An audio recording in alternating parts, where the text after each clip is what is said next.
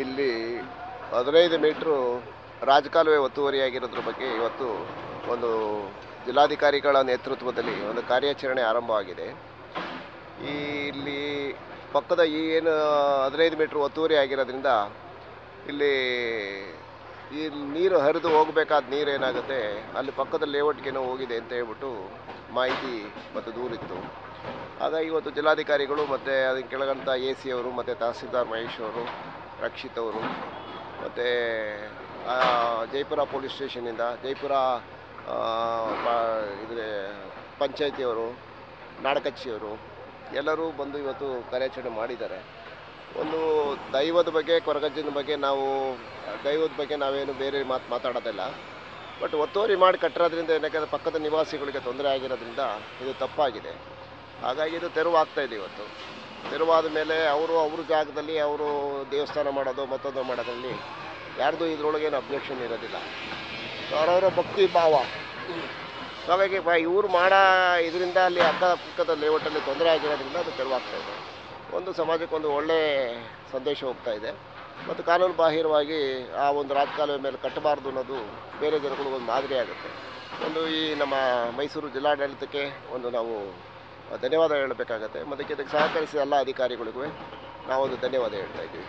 ಈ ಮೂಲಕ ಮಾಧ್ಯಮದ ವಿನಂತಿ ಮಾಡ್ಕೋತೀವಿ, ಮಾಧ್ಯಮದ ಮುಖಾಂತರ ಯಾರೂ ರಾಜಕಾಲುವೆ ಮೇಲೆ ಕಟ್ಟಬಾರ್ದು. ಈ ಥರ ಇಲ್ಲಿಗೆಲ್ಲ ಕಟ್ಟಿದರೆ ಈ ಥರ ಸಮಸ್ಯೆಗಳು ಆಯ್ತವೆ.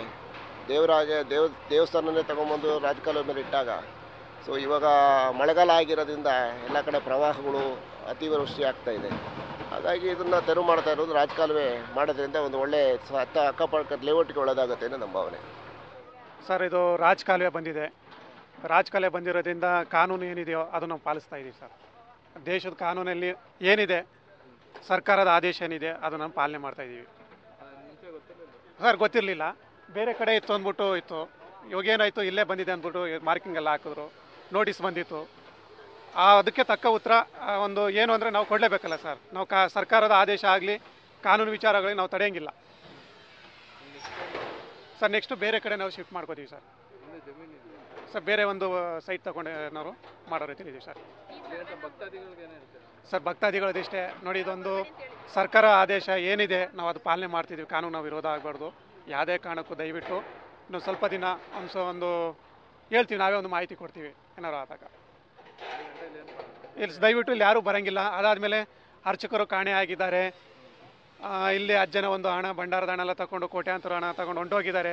ಅದು ಇದು ಅಂದ್ಬಿಟ್ಟು ದಯವಿಟ್ಟು ಸುಳ್ಳು ಮಾಹಿತಿ ಕೊಟ್ಟಿದ್ದಾರೆ. ದಯವಿಟ್ಟು ಅಪಪ್ರಚಾರಕ್ಕೆ ಯಾರೂ ತಲೆ ಹೋಗಬೇಡಿ. ನಾನು ಒಬ್ಬ ಭಕ್ತಿಯಿಂದ ಕೊರಗಜ್ಜು ನಂಬಿರೋನು, ಆ ಭಕ್ತಿಲಿ ನೆಲೆ ಮಾಡಿದೆ. ಇದು ಸರ್ಕಾರ ಆದೇಶ ಏನಿದೆ, ಒಂದು ಕಾನೂನಿಗೆ ನಾವು ತಲೆ ಬಾಗಲೇಬೇಕು ಎಂಥವ್ರಾದ್ರು. ಈ ಸರ್ವೆ ನಂಬರಲ್ಲಿ ಯಾವುದೇ ರೀತಿಯ ಧಾರ್ಮಿಕ ಚಟುವಟಿಕೆಗಳು ಹೇಳ್ಬಾರ್ದು ಕೂಡ ಒಂದು ಇನ್ಫೋ ಬಂದಿದೆ. ಅದಕ್ಕೆ ಬೇರೆ ಕಡೆ ನಾವು ಸ್ಥಳಾಂತರ ಮಾಡ್ತೀವಿ.